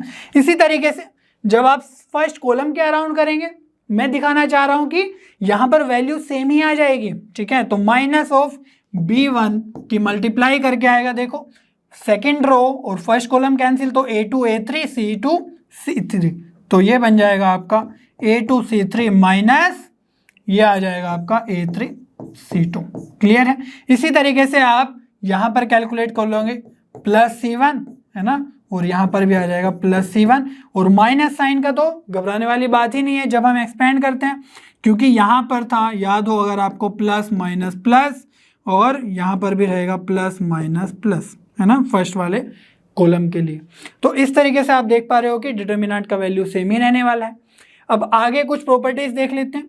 तो नेक्स्ट प्रॉपर्टी ये वाली बहुत ज़्यादा इंपॉर्टेंट है। यहाँ पर क्या है कि अगर आप किसी भी दो मैट्रिक्स का मल्टीप्लाई करके डिटर्मिनेंट का वैल्यू फाइंड आउट करते हो तो वो इक्वल होगा उस ए डिटर्मिनेंट के इनटू बी के डिटर्मिनेंट के, ठीक है। तो मैट्रिक्स का मल्टीप्लिकेशन करने के बाद आप उन दोनों का डिटर्मिनेंट लो या फिर अलग अलग डिटर्मिनेंट करके मल्टीप्लाई कर लो, तो दोनों का वैल्यू सेम ही रहेगा। और यहाँ पर ध्यान देने वाली बात है कि जो ए और बी मैट्रिक्स है वो सेम ऑर्डर की होनी चाहिए। सेम ऑर्डर की क्यों? क्योंकि सबसे पहली बात तो ये ध्यान रखने की, जब हम डिटर्मिनेंट डिफाइन करते हैं वो स्क्वायर मैट्रिक्स के लिए ही करते हैं। तो अगर हमने कोई मैट्रिक्स इस तरीके से ले ली 2 क्रॉस 3 की, और बी मैट्रिक्स ले ली हमने 3 क्रॉस 2 की, ठीक है। तो जब हम ए बी की मल्टीप्लाई करेंगे तो यहां से तो हमारा आ जाएगा, ठीक है। इन दोनों की हम क्या कर रहे हैं? मल्टीप्लाई कर रहे हैं। तो यहां से सपोज एक नया मैट्रिक्स जनरेट होगा सी, तो उसका जो ऑर्डर है वो क्या आएगा? यहां पर देखो 3 3 तो मल्टीप्लाई तो हो जाएगा, ये बन जाएगा 2 क्रॉस 2 का, ठीक है। तो जब इसका हम डिटर्मिनेंट लेंगे C2 क्रॉस 2 तो उसका डिटर्मिनेंट तो कुछ ना कुछ आ जाएगा क्योंकि ये स्क्वायर मैट्रिक्स है। लेकिन जब हम ए की बात कर रहे हैं तो इसका जो डिटर्मिनेंट है वो डिफाइन ही नहीं है, ठीक है। इसके लिए हमारा determinant of A not defined, क्योंकि ये एक स्क्वायर मैट्रिक्स नहीं है। इसके अंदर 2 रोज है, 3 कॉलम्स है, लेकिन हमें चाहिए स्क्वायर मैट्रिक्स। ये भी हमारा जो बी मैट्रिक्स है वो भी, बी का डिटर्मिनेंट भी नॉट डिफाइन होगा, ठीक है, क्योंकि ये भी एक स्क्वायर मैट्रिक्स नहीं है। लेकिन हमारे जो C22 है वो तो आ जाएगा लेफ्ट हैंड साइड में कुछ, तो वैसा नहीं करना है। हमें क्या ध्यान रखना है कि दोनों के दोनों सेम ऑर्डर के होने चाहिए। ऐसे भी नहीं कि जो ए है वो 2 क्रॉस 2 का हो गया, जो बी है वो 3 क्रॉस 3 का हो गया। तो उस केस में क्या होगा, मैं लिखे देता हूं। ए हमारा सपोज 2 क्रॉस 2 का है और बी हमारा 3 क्रॉस 3 का है। तो इस केस में हमारे दोनों के दोनों मैट्रिक्स तो हमारे स्क्वायर मैट्रिक्स है, तो उनका डिटर्मिनेंट तो हम कैलकुलेट कर लेंगे, राइट हैंड साइड तो हम यहाँ पे कैलकुलेट कर लेंगे। लेकिन इस केस में हमारा a इंटू बी, ठीक है, या इसको हम इस तरीके से लिख सकते हैं, सिंपली ए बी डिफाइन ही नहीं होगा। क्यों? क्योंकि यहां पर जो ये 2 है ना, number of columns in first matrix should be equal to number of rows in second matrix, तभी हम उसको मल्टीप्लाई कर सकते हैं। तो a इंटू बी हमारा नॉट डिफाइन होगा, ठीक है। ये सब हमने कहां पर सीखा है? मैट्रिसेस वाले चैप्टर में, कि मैट्रिक्स मल्टीप्लिकेशन तभी होगी जब हमारा ये वैल्यू और ये वैल्यू सेम होगा। और ऑर्डर क्या बनेगा? इस तरीके से, जब यहाँ पर सेम था तो ऑर्डर बन जाएगा 2 क्रॉस 2। क्लियर है इतनी बात? तो यहाँ पर लेफ्ट हैंड साइड डिफाइन नहीं होगी। तो इस केस में क्या करना है? ध्यान रखना है कि दोनों के दोनों सेम ऑर्डर के होने चाहिए, तब हमारा ये वैल्यू बिल्कुल सेम आएगा, ठीक है। तो ये आप कोई भी दो मैट्रिसेस एग्जांपल लेके सोल्व कर सकते हो और आसानी से आप देख पाओगे कि दोनों के दोनों वैल्यू सेम आएगी। अब आगे बढ़ते हैं प्रॉपर्टी 8 की तरफ। इसके लिए हमें इसी प्रॉपर्टी को एक्सटेंड करना है। कैसे? कि जो b है, ठीक है, इफ हम b को a के इक्वल मान ले तो क्या होगा इस प्रॉपर्टी के अंदर? यहां पर देखो, यहां पर हो जाएगा a इंटू ए, उसका determinant equals to right hand side में क्या है? A determinant into A determinant, क्योंकि हमने क्या कंसिडर किया है? बी को ए के इक्वल मान लिया है। तो यहां से अगर आप ध्यान से देखो, ये क्या बन जाएगा? ए स्क्वायर का डिटर्मिनेंट इक्वल्स टू, अब ये ए डिटर्मिनेंट इंटू ए डिटर्मिनेंट है तो ए डिटर्मिनेंट का स्क्वायर। तो आप अगर ध्यान से देखो तो जो ए स्क्वायर का डिटर्मिनेंट है वो ए डिटर्मिनेंट के स्क्वायर के इक्वल है। अगर आप इसको एक्सपेंड, है ना, और बढ़ाते जाएं तो आप देखोगे कि a की पावर 3 का डिटर्मिनेंट अगर लिखो तो वो आ जाएगा a डिटर्मिनेंट के पावर 3 के इक्वल। इसीलिए हमने जनरलाइज लिख लिया है कि जो a की पावर n का डिटर्मिनेंट है वो इक्वल टू होगा a डिटर्मिनेंट की पावर n के इक्वल, ठीक है। और n क्या है? यहाँ पर जितनी बार भी हम मल्टीप्लाई कर रहे हैं उसको, यहाँ पर जो n है वो ऑर्डर नहीं है, ठीक है, ये बात आपको ध्यान रखनी है। ठीक है, चलिए अब कुछ क्वेश्चंस देख लेते हैं जो हमने प्रॉपर्टी सीखी है उन्हीं से रिलेटेड। यहाँ पर ये जो क्वेश्चन है वो 1983 में पूछा गया है और ये ट्रू फॉल्स का क्वेश्चन है। तो उस टाइम पे ट्रू फॉल्स भी पूछे जाते थे, ठीक है, सब्जेक्टिव पेपर्स हुआ करते थे। तो यहाँ पर ट्रू या फॉल्स बताना है कि ये स्टेटमेंट क्या है। बोला गया है जो ये डिटर्मिनेंट है और ये डिटर्मिनेंट है नॉट आइडेंटिकली इक्वल। ठीक है, तो आइडेंटिकली इक्वल मीन्स ये सेम नहीं है। ठीक है, तो अगर आप देखें फर्स्ट व्यू में तो आप देखोगे कि यहाँ पर 1 1 1 है, यहाँ पर ABC है बट यहाँ पर BC CA AB है, बट यहाँ पर A square B square C square है। तो दिखने में तो ये सेम नहीं दिख रहे। और अगर आपने यहाँ पर क्योंकि नॉट आइडेंटिकली पूछा गया है दैट मीन्स ये स्टेटमेंट ट्रू होगी। अगर आप इस तरीके से देखो तो आप अगर ट्रू लगा दिए तो गलत हो जाएगा। ठीक है, तो कुछ ऑपरेशन हमें लगाने होंगे जो हमने प्रॉपर्टी सीखी है उससे रिलेटेड। तो चलिए स्टार्ट करते हैं। अब हमारा जो डिफरेंस आ रहा है वो हमारे थर्ड कॉलम में आ रहा है। ठीक है, तो थर्ड कॉलम में हमें कुछ ना कुछ तो ऐसा करना होगा जिससे हम देख पाए फाइनली कि ये इक्वल है या नहीं है। कुछ ऑपरेशंस करके देखते हैं। तो हमने सीखा था कि अगर हम किसी कॉन्स्टेंट को मल्टीप्लाई करते हैं डिटर्मिनेंट में तो वो किसी रो या कॉलम में मल्टीप्लाई होता है। इसी तरीके से अगर हम कुछ कॉमन ले लें वहां से तो वो भी किसी रो या कॉलम से ही कॉमन आएगा। ठीक है, अब यहाँ पर BC है, CA है और AB है। अगर आप ध्यान से देखो तो यहाँ पर A मिसिंग है और यहाँ पर A स्क्वायर है। ठीक है, यहाँ पर CA है तो B मिसिंग है, यहाँ पर B स्क्वायर है, यहाँ पर C मिसिंग है, C स्क्वायर है।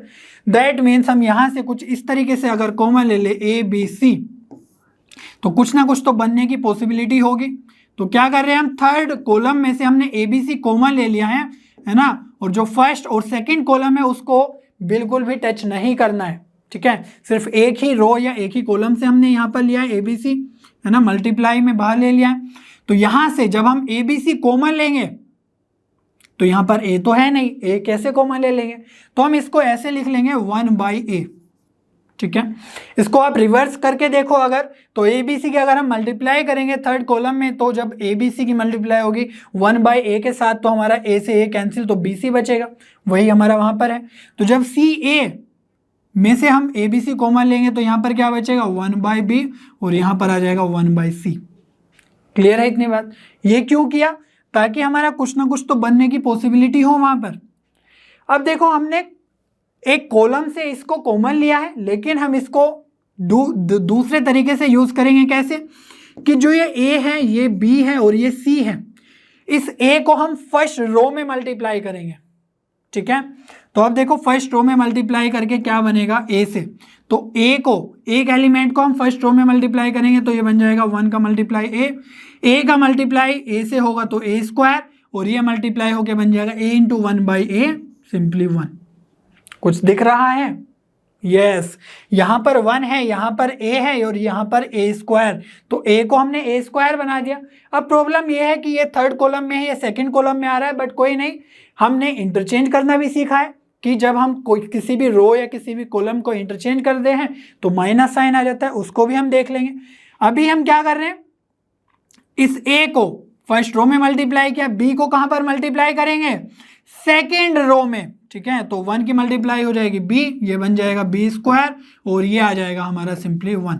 C को मल्टीप्लाई करेंगे थर्ड रो में तो ये बन जाएगा C स्क्वायर और ये बन जाएगा 1।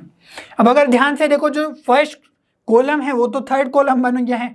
ठीक है, और जो यहाँ पर फर्स्ट कॉलम है वो सेकंड कॉलम है और यहाँ पर थर्ड कॉलम है वो यहाँ पर सेकंड कॉलम है। तो क्या करना है, कुछ ना कुछ इंटरचेंज करना है।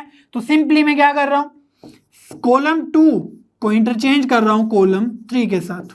ठीक है, तो क्या बनेगा हमारा वैल्यू, यहाँ से ये बन जाएगा सिंपली कॉलम जो 2 है वो बन जाएगा 3 में, तो जो 2 है ये बन जाएगा A स्क्वायर B स्क्वायर और C स्क्वायर, ये बन जाएगा 1 1 और 1, और जो कॉलम 1 है उसको चेंज नहीं करना है। ठीक है, A B C, बट यहाँ पर डिफरेंस क्या है कि जब हम ये इंटरचेंज करते हैं तो एक साइन बाहर माइनस का आ जाता है। ठीक है, तो यहाँ पर हम ये स्टार्ट कर रहे हैं, यूज कर रहे हैं। ठीक है, अब देखो यहाँ पर माइनस साइन आ गया है तो सेम तो दिख नहीं रहा है, क्योंकि यहाँ पर भी हमें दिख रहा है कि जो यहाँ पर फर्स्ट कॉलम है वो यहाँ पर सेकंड है, यहाँ पर सेकंड कॉलम है वो फर्स्ट कॉलम है। तो यहाँ पर एक बार और इंटरचेंज लगा देते हैं, किस में, कॉलम 1 और कॉलम 2 में। क्लियर है इतनी बात?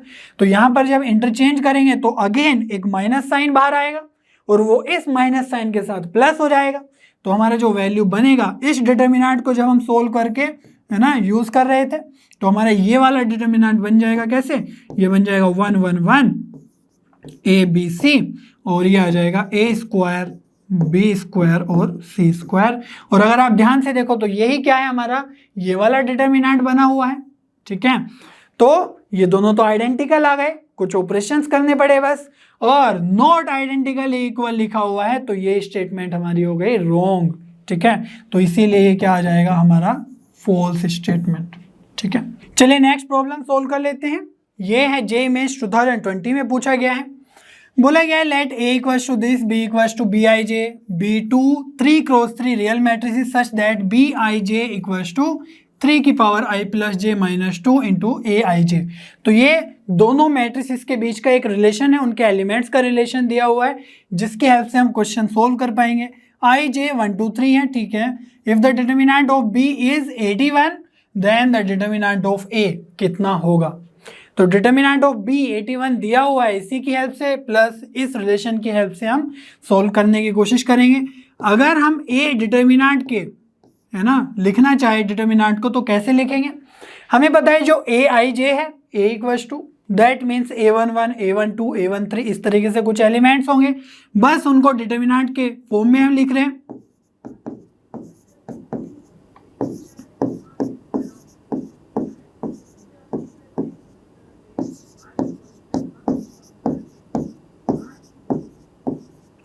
सिमिलरली हम B डिटर्मिनेंट भी लिख लेंगे जिसका वैल्यू हमें ऑलरेडी पता है, तो यहां पर भी क्या आ जाएंगे B11 B12 B13।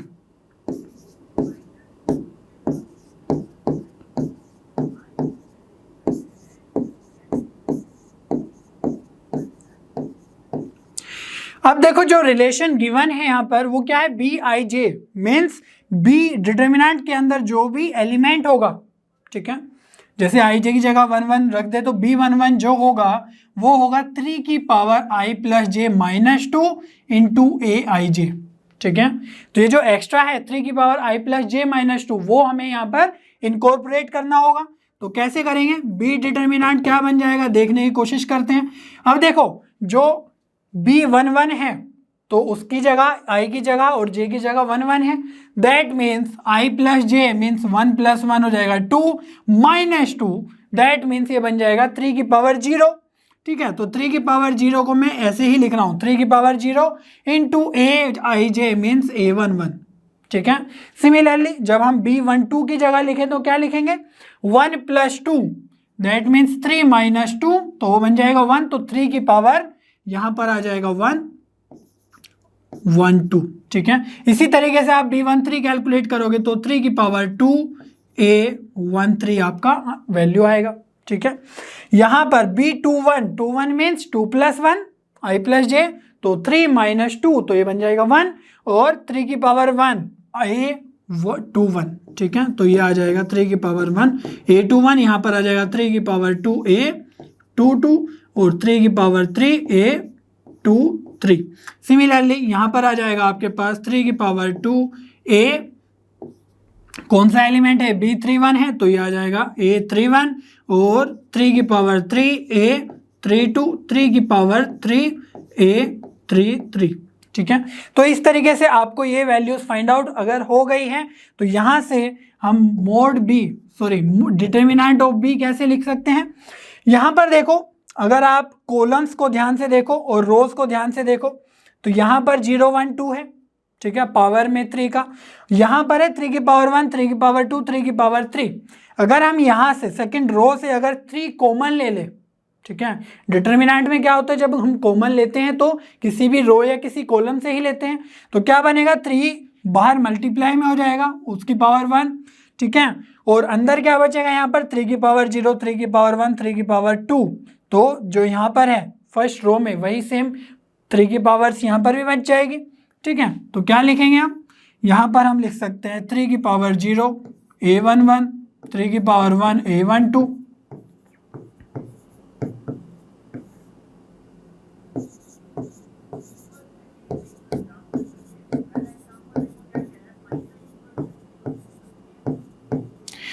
सिंपली मैंने सेकेंड रो से 3 की पावर 1 कॉमन ली है। थर्ड रो की अगर हम बात करें तो यहाँ पर है 3 स्क्वायर 3 की पावर 3 और यहाँ पर आएगा आपका 3 की पावर 4। ठीक है, तो यहाँ से भी अगर हम 3 की पावर 2 कॉमन ले ले तो क्या बन जाएगा, अंदर बचेगा 3 की पावर 0, 3 की पावर 1, 3 की पावर 2। तो सिंपली यहाँ से 3 की पावर 1 लिया था सेकेंड रो से और थर्ड रो से ले लेंगे 3 की पावर 2, तो ये भी बन जाएगा a की पावर 0, a31, 3 की पावर 1, a32 और 3 की पावर 2, a33। ठीक है, इतनी बात क्लियर हुई। तो यहाँ से अगर हम अब कॉलम्स की बात करें तो जो सेकंड कॉलम है वहाँ पर है 3 की पावर 1, 3 की पावर 1, 3 की पावर 1। ठीक है, तो अगर यहाँ पर 3 की पावर 1 है दैट मीन्स 3 से मल्टीप्लाइड है तो 3 बाहर ले लेते हैं, और यहाँ पर 3 की पावर 2 है तीनों में, तीनों एलिमेंट्स में, तो उसको भी कॉमन बाहर ले लेते हैं। ठीक है, तो mod B determinant of B यहाँ पर बन जाएगा, ये तो बन गया है 3 की पावर 3। ठीक है, इनटू यहाँ से भी 3 की पावर 1 बाहर और थर्ड कॉलम से भी 3 की पावर 2 बाहर, तो अंदर क्या बचेगा, ध्यान से देखो 3 की पावर 0 है दैट मीन्स 1 ही बनेगा, तो ये a11, a21 और a31। ठीक है, ये तो सेम ही रहेगा क्योंकि 3 की पावर 0 है। यहाँ पे 3 की पावर 1 थी वो हमने बाहर ले ली, तो यहाँ पर बच जाएगा a12, a22 और a32। यहाँ से 3 की पावर 2 बाहर ले लिया दैट मीन्स यहाँ पर बनेगा a13, a23 और a33। क्लियर है इतनी बात। अब इसको अगर आप ध्यान से देखो तो ये तो डिटर्मिनेंट ऑफ ए ही लिखा हुआ है। ठीक है, तो यहाँ से हम लिख सकते हैं determinant of B equals to 3 की पावर ये कितनी है, 3 की पावर 3 इंटू 3 की पावर 3, दैट मीन्स इसको लिख सकते हैं हम 27 इंटू 27, और ये लिखा हुआ है डिटर्मिनेंट ऑफ ए। तो हमें एक रिलेशन मिल गया है ए और बी के डिटर्मिनेंट के वैल्यूज के बीच में। डिटर्मिनेंट ऑफ बी हमें कितना गिवन है, 81 equals to 27 into 27 into determinant of A. तो यहाँ पर अगर हम 27 से 81 को 3 टाइम्स डिवाइड कर सकते हैं। ठीक है, और 27 और नीचे चला जाएगा तो ये बन जाएगा 3/27 इक्वल्स टू डिटर्मिनेंट ऑफ ए, और डिटर्मिनेंट ऑफ ए की वैल्यू कितनी आ जाएगी, 1/9। क्लियर है इतनी बात। तो डिटर्मिनेंट ऑफ ए का वैल्यू आ जाएगा 1/9। सी ऑप्शन आपका बिल्कुल करेक्ट हो जाएगा। ठीक है बच्चों, कुछ और इंपॉर्टेंट रिजल्ट्स देख लेते हैं जो हमें क्वेश्चंस में हेल्प करते हैं। सबसे पहला रिजल्ट है कि जो स्क्यू सिमेट्रिक मैट्रिक्स होता है अगर वो ओड ऑर्डर का है तो उसका डिटर्मिनेंट हो जाएगा 0। ठीक है, तो ओड ऑर्डर का स्क्यू सिमेट्रिक मैट्रिक्स का मीनिंग क्या हुआ, स्क्यू सिमेट्रिक मैट्रिक्स अगर आपको याद हो तो हमने बताया था कि अगर किसी मैट्रिक्स का ट्रांसपोज लेके वो माइनस ऑफ दैट मैट्रिक्स अगर आ जाए तो उसी को बोलते हैं हम स्क्यू सिमेट्रिक मैट्रिक्स। ठीक है, और ओड ऑर्डर की बात क्यों हो रही है, यहाँ पर जो ओड ऑर्डर है दैट मीन जो n से रिप्रेजेंट करते हैं वो क्या होना चाहिए, ओड होना चाहिए। ठीक है, स्क्वायर मैट्रिक्स की बात हो रही है क्योंकि हम डिटर्मिनेंट की बात कर रहे हैं तो वो तो होगी, दैट मीन्स हम n क्रॉस n ना लिख के सिंपली n लिख सकते हैं, n ओड ऑर्डर। ठीक है, तो अगर दोनों साइड हम डिटर्मिनेंट कंसिडर कर ले तो क्या हो जाएगा, a ट्रांसपोज का डिटर्मिनेंट और माइनस a का डिटर्मिनेंट। ठीक है, तो यहाँ पर हमने सीखा था एक प्रॉपर्टी में कि ए ट्रांसपोज का जो डिटर्मिनेंट है वो तो ए के डिटर्मिनेंट के इक्वल ही होता है, क्योंकि ए डिटर्मिनेंट के अंदर हम रो के वाइज है ना, रो के थ्रू एक्सपेंड कर रहे होते हैं, और ए ट्रांसपोज में अगर हम कॉलम जो रो था वो कॉलम बन गया ट्रांसपोज लेके, तो अगर उसके अबाउट एक्सपेंड करेंगे तो वो सेम ही रहेगा, दैट मीन्स इसको हम यही लिख सकते हैं। ठीक है, इक्वल्स टू, अब ये क्या है, माइनस ए का डिटर्मिनेंट, दैट मीन्स इसको हम ऐसे कंसिडर कर सकते हैं कि -1 इंटू ए। ठीक है, और एक प्रॉपर्टी अगर आपको याद हो हमने बताया था कि के ए का डिटर्मिनेंट होगा के की पावर n इंटू ए का डिटर्मिनेंट, याद आया कि नहीं, जो अंदर के मल्टीप्लाइड है वो बाहर तो आएगा लेकिन पावर में n, और n क्या है, ऑर्डर ऑफ दैट डिटर्मिनेंट। तो यहाँ पर -1 तो बाहर आएगा लेकिन उसकी पावर में आएगा n। ठीक है, उस डिटर्मिनेंट का मैट्रिक्स का ऑर्डर। ठीक है, अब यहाँ पर देखो हम सिर्फ ओड मैट्रिक्स की, ओड ऑर्डर वाले मैट्रिक्स की बात कर रहे हैं। ठीक है, तो जब n ओड है दैट मीन्स -1 की पावर ओड है, दैट मीन्स ये आएगा minus of determinant of a, और इधर तो डिटर्मिनेंट ऑफ a है ही, वो इधर आके ऐड हो जाएगा, तो ये बन जाएगा 2 times of determinant of a equals to 0, क्योंकि डिटर्मिनेंट क्या है, एक वैल्यू ही है, तो ये 0 ही लिखेंगे, नल मैट्रिक्स नहीं है ये, तो डिटर्मिनेंट ऑफ ए आ जाएगा हमारा 0। ठीक है, तो वही हमने बताया कि determinant of skew symmetric matrix of odd order is 0। तो ये आपको रिजल्ट डायरेक्टली याद रखना है। ठीक है, क्वेश्चंस में कुछ भी घुमा फिरा के इस तरह के रिजल्ट को यूज करवा लिया जाता है। ठीक है, आगे एक और रिजल्ट देखते हैं। यहां पर है हमारे पास कि अगर कोई भी डिटर्मिनेंट है, ठीक है, for upper triangular matrix, lower triangular matrix, diagonal matrix, scalar matrix और आइडेंटिटी मैट्रिक्स, तो इन टाइप की मैट्रिक्स का डिटर्मिनेंट सिंपली आप उनके डायगोनल एलिमेंट्स को प्रोडक्ट करके या मल्टीप्लाई करके फाइंड आउट कर लेंगे। ठीक है, कैसे कैलकुलेट करने की कोशिश करते हैं। आपको मैंने बताया था कि जो अपर ट्रायंगुलर मैट्रिक्स है वो कैसी होती है कि जो डायगोनल एलिमेंट्स है उसके अगर नीचे के एलिमेंट्स 0 हो जाए, फॉर श्योर 0 हो जाए, तो उसको हम बोलते हैं अपर ट्रायंगुलर मैट्रिक्स। तो इसको मैं 1 दे रहा हूँ, है ना, 1 के करस्पॉन्डिंग एग्जाम्पल है। तो इसका अगर आप डिटर्मिनेंट कैलकुलेट करने की कोशिश करेंगे तो क्या आएगा, चलिए देखते हैं। यहाँ पर जो फर्स्ट कॉलम है उसमें 2 जीरोस है और एक तो ए लिखा हुआ है, तो फर्स्ट कॉलम के अबाउट ही हम इसको एक्सपेंड कर लेते हैं। तो क्या बनेगा, ए इंटू, यहाँ पर देखो ये फर्स्ट रो और फर्स्ट कॉलम को हम एलिमिनेट कर देंगे, तो क्या बचेगा BF0C। तो यहाँ पर BC की मल्टीप्लाई होगी और 0 की F से मल्टीप्लाई होगी, तो B की C से करेंगे और माइनस 0 की F से करेंगे तो 0। तो यहाँ पर बन जाएगा ABC। ठीक है, अदर एलिमेंट्स क्यों नहीं लिखे, क्योंकि वो तो अल्टीमेटली 0 ही बन जाएंगे जब 0 से मल्टीप्लाई करेंगे।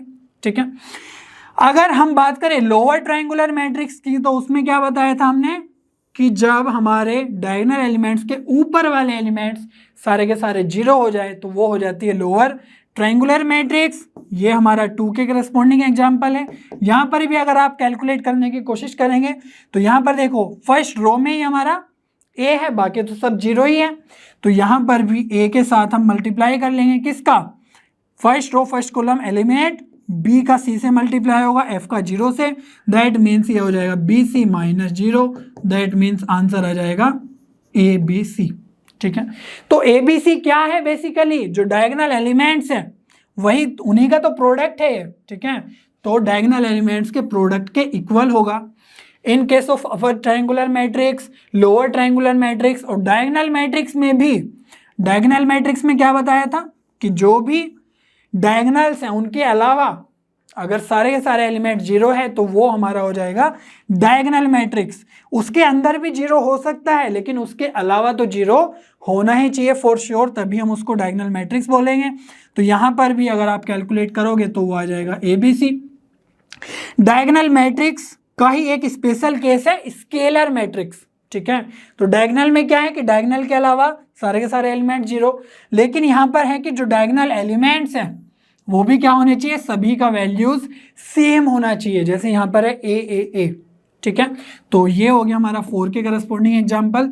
तो यहाँ पर भी A ही रहेगा। ठीक है, लेकिन फाइनली आ जाएगा A की पावर 3। और ये क्या है आपका, ध्यान ही होगा आपको आइडेंटिटी मैट्रिक्स के करस्पॉन्डिंग डिटर्मिनेंट लिखा हुआ है, दैट मीन्स ये हो गया हमारा आइडेंटिटी मैट्रिक्स के लिए। ठीक है, तो यहाँ पर अगर आप कैलकुलेट करोगे तो 1 इंटू 1 इंटू 1, तो फाइनली आ जाएगा 1। ठीक है, तो आइडेंटिटी मैट्रिक्स का जब भी हम डिटर्मिनेंट कैलकुलेट करते हैं तो हमेशा आता है 1। तो यहाँ पर आपको रिवीजन भी हो गया है upper triangular matrix, lower triangular matrix और सभी तरह की मैट्रिक्स इसका।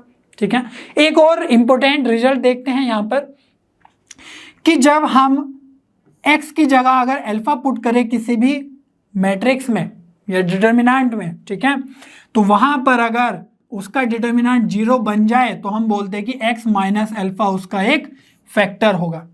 ठीक है, तो यहाँ पर जैसे एक डिटर्मिनेंट है, यहाँ पर अगर आप x की जगह, तो x क्या है यहाँ पर वेरिएबल है एक। ठीक है, तो x की जगह अगर आप यहाँ पर अगर ध्यान से देखो ये 3, 9, 27 है, यहाँ पर x की पावर 1 है, 2 है, 3 है, और इसको अगर आप देखो 3 की पावर 1, 3 की पावर 2, 3 की पावर 3 बोल सकते हैं कि नहीं। तो यहाँ पर x की जगह अगर आप 3 पुट कर दो तो क्या बनेगा, डिटर्मिनेंट ऑफ a ये बन जाएगा आपका सिंपली 3, 9, 27। ये है 3 की पावर 1 है ना, x की जगह 3 पुट कर रहे हैं तो ये 3, 3 की पावर 2 बन जाएगा 9, ये बन जाएगा 27, 5, 7, 11। तो जब हमने x की इक्वल टू 3 रखा तो ये डिटर्मिनेंट में हमारा जो फर्स्ट कॉलम है और जो सेकंड कॉलम है वो सेम आ गया। और जब भी हमारा कोई भी रो या कोई भी कॉलम्स 2 रोज या 2 कॉलम सेम आ जाते हैं तो उसका वैल्यू क्या आ जाता है 0। तो हमने सीखा ये प्रॉपर्टीज में। और अगर x की जगह 0 पुट कर दिया हमने इस डिटर्मिनेंट के अंदर तो क्या आ जाएगा वैल्यू, सिंपली सारे के सारे एलिमेंट्स हो जाएंगे यहाँ पर 0 ऑफ सेकंड कॉलम। ये 3 9 27 है और 5 7 11 है। लेकिन जब भी हमारा कोई भी रो या कोई भी कॉलम किसी भी डिटर्मिनेंट में 0 आ जाए उसके सभी के एलिमेंट्स तो फाइनल आंसर क्या हो जाता है कैलकुलेट करके 0। ठीक है, तो x इक्वल्स टू 3 पे हमारा डिटर्मिनेंट 0 हो रहा है, x इक्वल्स टू 0 पे हमारा डिटर्मिनेंट 0 हो रहा है ना। अल्फा की जगह क्या है x equals to 3, x equals to 0। तो हम बोलेंगे कि x minus alpha that means x minus 3 and x minus 0 are factors of a matrix. ठीक है, कभी कभी एग्जाम में आपको बोल दिया गया कि x minus 5 is a factor of this, तो आपको समझ जाना होगा कि जो x माइनस 5 मीन्स 5 आया है तो उस 5 को अगर उस डिटर्मिनेंट के अंदर रखोगे उस वेरिएबल की जगह तो हमारे डिटर्मिनेंट का वैल्यू 0 आ जाएगा। ठीक है, तो कन्वर्सली इनवर्सली है ना, किसी भी तरीके से आपसे पूछ लिया जाएगा तो वहां पर इस डायरेक्टली फंडे को आपको यूज करना है। ठीक है, चलिए एक और कंसेप्ट सीख लेते हैं यहाँ पर कि जो सिंगुलर मैट्रिक्स है और नॉन सिंगुलर मैट्रिक्स है वो क्या होती है। तो सिंगुलर मैट्रिक्स की सिंपल सी डेफिनेशन है कि जब भी हमारा डिटर्मिनेंट ऑफ एनी मैट्रिक्स 0 हो जाए तो उसको बोलते हैं हम सिंगुलर मैट्रिक्स। और नॉन सिंगुलर मैट्रिक्स है डिटर्मिनेंट ऑफ ए 0 ना हो, दैट मीन्स कुछ भी वैल्यूज आ जाए डिटर्मिनेंट कैलकुलेट करने के बाद लाइक 3 2 4 कुछ भी तो नॉन 0 है तो उसको बोलेंगे हम नॉन सिंगुलर मैट्रिक्स। तो ये singular matrix non singular matrix कहाँ पर यूज होंगी, आगे यूज करेंगे हम जब इक्वेशंस जो होती है लीनियर इक्वेशन उसके सॉल्यूशन देखेंगे, इनवर्स मैट्रिक्स कैलकुलेट करना सीखेंगे तो वहां पर इन मैट्रिक्स का नेम आपको याद रखना होगा। ठीक है, तभी हम प्रोसीड कर पाएंगे, अदरवाइज क्वेश्चंस में डायरेक्टली बोल दिया जाएगा कि एक नॉन सिंगुलर मैट्रिक्स है। ठीक है, तो आपको बताना है मीन्स आपको मेंटली सोच लेना है कि वहां पर डिटर्मिनेंट ऑफ ए 0 के इक्वल नहीं है। ठीक है, आगे बढ़ते हैं, एक क्वेश्चन कर लेते हैं यहाँ पर। तो ये जेईई मेन 2007 में पूछा गया है, एक मैट्रिक्स है हमारे पास और उसके स्क्वायर का डिटर्मिनेंट है 25 के इक्वल। ठीक है, देन मोड ऑफ अल्फा, तो यहां पर डिटर्मिनेंट मत एज्यूम कर लेना क्योंकि जो अल्फा है वो तो एक सिंपल सा एलिमेंट है। ठीक है, तो mode of alpha means alpha की कुछ वैल्यूज आएंगे तो हमें सिर्फ पॉजिटिव वैल्यूज के बारे में बताना है। क्लियर है इतनी बात। तो यहां पर अगर हम इसका मोड लेके पहले हमें स्क्वायर करना होगा और फिर उसका डिटर्मिनेंट लेना होगा। ठीक है, तो स्क्वायर करने जाएंगे मीन्स ए इंटू ए करेंगे, मैट्रिक्स मल्टीप्लिकेशन करना होगा तो बहुत ज़्यादा कैलकुलेशन हो जाएगी, बट हम प्रॉपर्टीज को यूज करते हुए इसको कैलकुलेट करने की कोशिश करेंगे। ठीक है, तो एक प्रॉपर्टी हमने बताई थी कि जब भी हमारे पास a की पावर n का डिटर्मिनेंट हो तो उसको हम लिख सकते हैं कि a डिटर्मिनेंट की पावर n। ठीक है, याद है कि नहीं है। तो यहां पर जो पावर है वो डिटर्मिनेंट के अंदर बाहर जा सकती है, दैट मीन्स ए स्क्वायर की जगह हम लिख सकते हैं ए डिटर्मिनेंट का होल स्क्वायर। क्लियर है इतनी बात। और ये किसके इक्वल गिवन है 25। तो जो मैट्रिक्स मल्टीप्लिकेशन था वो हमारा अवॉइड हो गया क्योंकि हमें डिटर्मिनेंट ऑफ ए का स्क्वायर की ही जरूरत है। तो यहां से अगर आप ध्यान से देखो तो यहां से दो वैल्यूज आपके पास आएगी, एक तो आएगी डिटर्मिनेंट ऑफ ए 5 हो सकता है और एक वैल्यू आएगी डिटर्मिनेंट ऑफ ए -5 हो सकता है। याद है ना, जब स्क्वायर करते हैं उधर जाएगा तो ये बन जाएगा √25, तो प्लस माइनस आएगा कुछ वैल्यू, मैं लिख भी देता हूं क्या होगा, डिटर्मिनेंट ऑफ ए बन जाएगा +-5। ठीक है, तो यहां से दो वैल्यूज आई। अब डिटर्मिनेंट ऑफ ए हमें कैलकुलेट करना है सिंपल सा, तो ए जो मैट्रिक्स है उसमें भी जो डिटर्मिनेंट है वो बहुत इजीली आप कैलकुलेट कर सकते हो अगर आपने जो हमने अभी रिजल्ट दिखाए थे वो अगर ध्यान से सुना हो। तो अगर ध्यान से देखो तो जो डायगोनल्स हैं उसके नीचे के एलिमेंट्स क्या है, सारे के सारे जीरोज हैं। ठीक है, तो ये किस तरह की मैट्रिक्स हो गई, ये हो गई है हमारी अपर ट्रायंगुलर मैट्रिक्स, ठीक है, यहाँ पर दिखाया भी था। तो अपर ट्रायंगुलर मैट्रिक्स के केस में क्या होगा, डायगोनल एलिमेंट्स का अगर हम प्रोडक्ट कर ले तो वही हमारा डिटर्मिनेंट का वैल्यू आ जाएगा। तो डायगोनल एलिमेंट्स क्या है यहाँ पर, ये है 5 अल्फा और 5, तो इनका मल्टीप्लाई करना है सिंपली।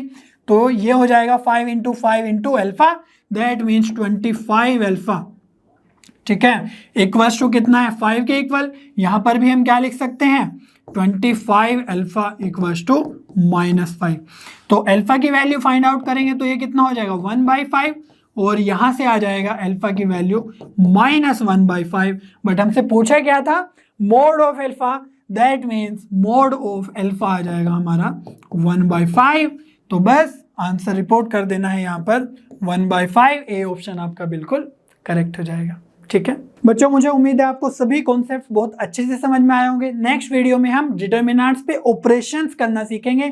तब तक लर्न हब पे बने रहिए, क्योंकि लर्न हब पे सभी कंटेंट फ्री है पर बेस्ट है।